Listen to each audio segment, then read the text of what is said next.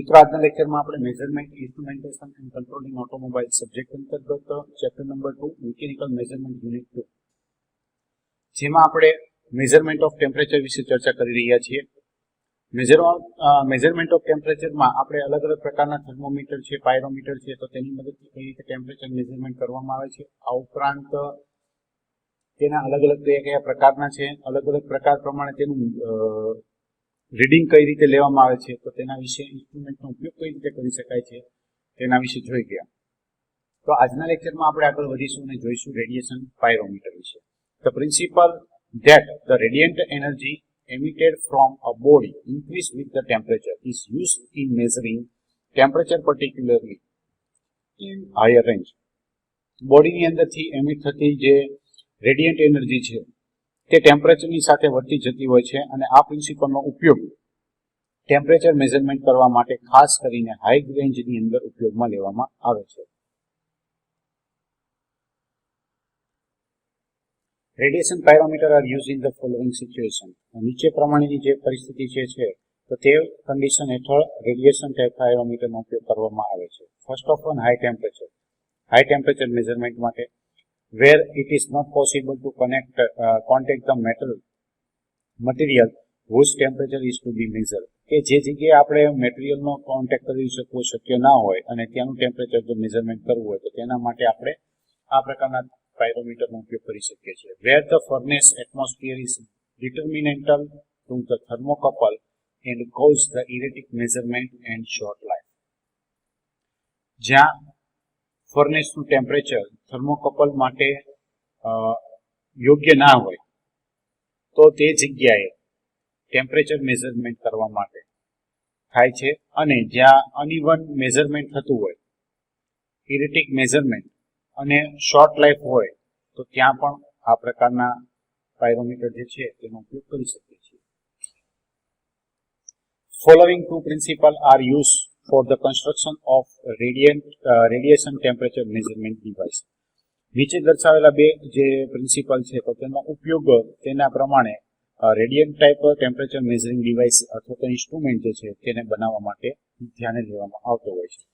તો total radiation pyrometer સૌથી પહેલા આવે છે total radiation type pyrometer. In this case the total radiant energy from a heated body is measured.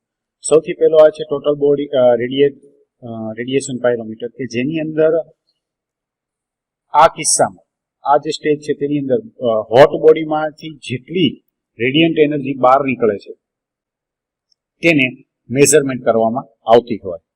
Second one is selective or partial radiation pyrometer. In this case we measure the spectral radiant intensity of the radiant energy from the heated body at a given wavelength. બીજાની અંદર આવે છે selective અથવા તો partial ટાઈપનું radiation pyrometer અને આ case જે છે તો તેની અંદર આપણે જે હોટ બોડી જે છે તો તેની અંદર રેડિયેટ થતી એનર્જીની સ્પેક્ટ્રલ રેડિયેશન ઇન્ટેન્સિટી ને જે આપણને વેવલેન્થ પ્રોવાઈડ કરવામાં આવી હોય, જે આપણને આપ્યું હોય તો તેના ઉપર મેઝર કરતા હોઈએ છીએ. Since it is difficult to build a practical pyrometer that is responsive to radiation of the all wavelength or to spectral radiation of the wavelength of the one wavelength.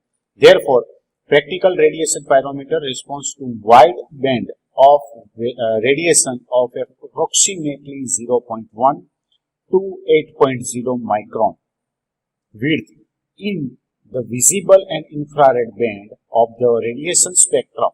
The actual width of this band, however, depends entirely on the physical construction of the radiation receiver. એટલે કે જે આપણને wavelength આપવામાં આવેલી છે તો તેવી દરેક વેવલેન્થના અંદર રેડિયેશન નો રિસ્પોન્સ કઈ રીતે આપે છે અથવા તો જે વેવલેન્થ જે છે તેના સ્પેક્ટ્રમ ઉપર રેડિયેશનનો કઈ પ્રકારનો રિસ્પોન્સ આપે તેના માટે જે સામાન્ય રીતે ઉપયોગમાં લેવામાં આવતું પાયરોમીટર જે છે પ્રેક્ટિકલી પાયરોમીટર બનાવવાનું મુશ્કેલ છે. એટલે કે રેડિયેશન સ્પેક્ટ્રમના વિઝિબલ બેન્ડવિડ્થ અને ઇન્ફ્રારેડ બેન્ડની અંદર લગભગ 0.1 થી 8 માઇક્રોન વિડ્થના રેડિયેશનના વાઇડ બેન્ડને જરૂરી પ્રેક્ટિકલી રેડિયન્ટ પાયરોમીટર નો રિસ્પોન્સ આ બેન્ડની એકચ્યુઅલ વિડ્થ, જો કે તે ટોટલી રેડિયન્ટ રિસીવરના ફિઝિકલ કન્સ્ટ્રક્શન કયા પ્રકારનું છે તેના ઉપર આધાર રાખતો હોય છે. આ પ્રકારે રચના કરવામાં આવેલી છે, જેની અંદર એક હોટ ઓબ્જેક્ટ હોય છે, ત્યારબાદ એક મિલીવોલ્ટ મીટર સાથે થર્મોકપલ જોડવામાં આવેલું છે અને તેની અંદર એક મિરર રાખવામાં આવે છે અને જે રેડિયેશનની અસર મિરર ઉપર થાય તો તેને ડાયરેક્ટલી ફ્લક્ચ્યુએટ કરી અને થર્મોકપલ ઉપર તેનું રીડિંગ કરતા વોલ્ટમીટરની અંદર આપણને રીડિંગ જે છે તે મળે છે.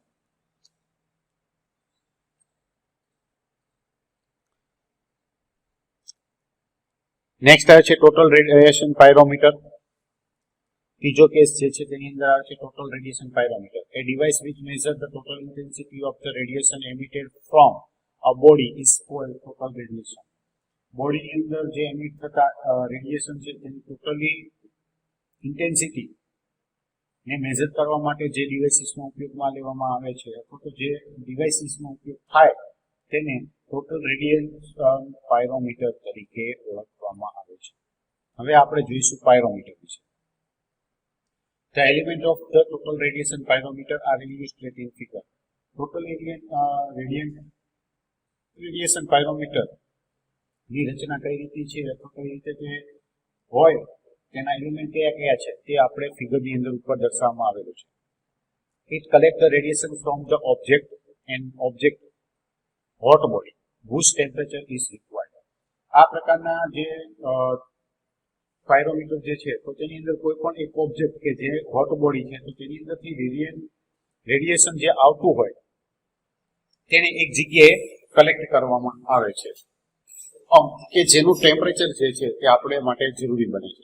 A mirror is use to focus the radiation on thermocouple. અને અહીં આપણે એક મિરર જે છે તેનો ઉપયોગ કરીએ છીએ કે જે રેડિયેટ થતા થર્મોકપલ ઉપર કોન્સન્ટ્રેટ કરવા માટે એક તેનો ઉપયોગ થતો હોય છે. This energy which is concentrated on thermocouple rise its temperature in turn generate an EMF. હવે જ્યારે થર્મોકપલ ઉપર આ કોન્સન્ટ્રેટેડ થયેલી એનર્જી જે છે તે ટેમ્પરેચર વધારતું હોય તો તેના બદલામાં અહીં EMF પેદા થાય છે અને આ EMF જે પેદા થાય છે તો તે ડાયરેક્ટલી મેઝર થાય છે. This EMF is then measured either by the galvanometer or potentiometer method. જે EMF અહીં થર્મોકપલની મદદથી પેદા થાય તો તેને મેઝર કરવા માટે કાં તો ગેલ્વેનોમીટર અથવા તો પોટેન્શિયોમીટરની મેથડ જે છે તેની જરૂર પડતી હોય છે. Thus, rising of temperature is function of the amount of radiation emitted from the object. એટલે કે અહીં જે પણ ટેમ્પરેચરની અંદર વધારો થાય છે તે કોઈ પણ એલિમેન્ટ અથવા તો જે ઓબ્જેક્ટ છે તો તેની અંદરથી એમિટેડ થતા રેડિયેશન કેટલું છે તેના ઉપર આધાર રાખતું હોય છે, તેના ઉપર કામ કરે છે. નેક્સ્ટ આવે છે એડવાન્ટેજીસ.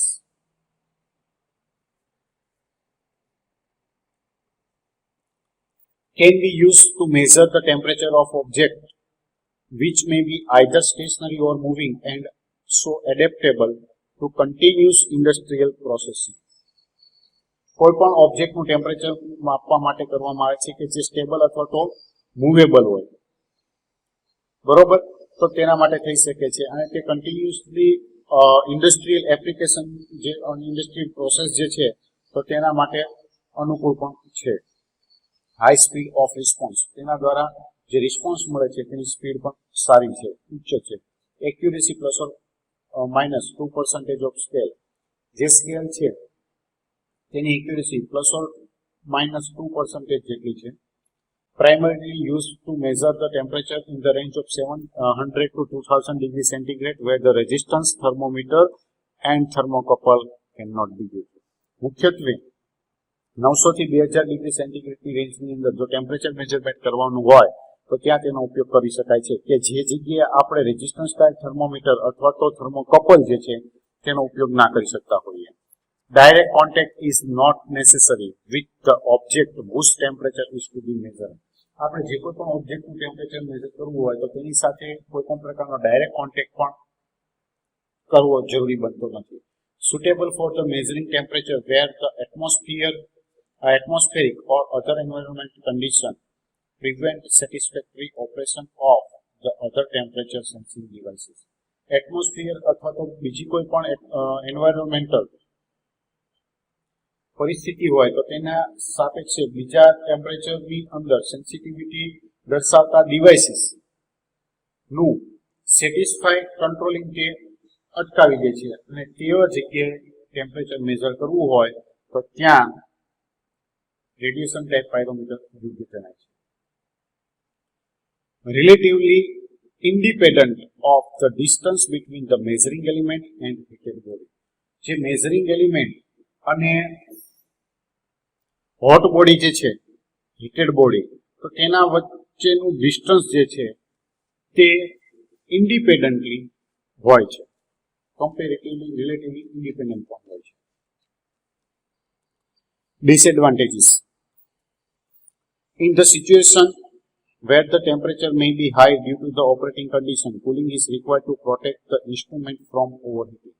ઓપરેટિંગની કન્ડિશન પ્રમાણે તેનું ટેમ્પરેચર જે છે તે વધારે હોવાને કારણે અમુક પરિસ્થિતિ માટે ઇન્સ્ટ્રુમેન્ટને કુલિંગ પણ પ્રોવાઈડ કરવું પડે છે કે જેથી તેને ઓવરહીટિંગ થતું અટકાવી શકાય.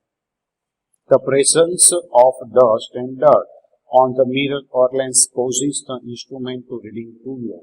જ્યારે કોઈ પણ પ્રકારની ડસ્ટ અથવા તો ડર્ટ મિરર અથવા તો લેન્સ ઉપર આવે તો તેને પરિણામે જે આપણને રીડિંગ મળે છે ઇન્સ્ટ્રુમેન્ટ દ્વારા જે આપણે રીડિંગ લઈએ છીએ તો તેમાં એરર આવવાની સંભાવના રહેતી હોય છે અથવા તો તે પ્રમાણમાં ઓછું પણ મળતું હોય છે. તો આ રીતે રેડિયેશન ટાઇપ પાયરોમીટર જે છે તેનો ઉપયોગ આપણે ટેમ્પરેચર મેઝરમેન્ટ માટે કરી શકીએ છીએ.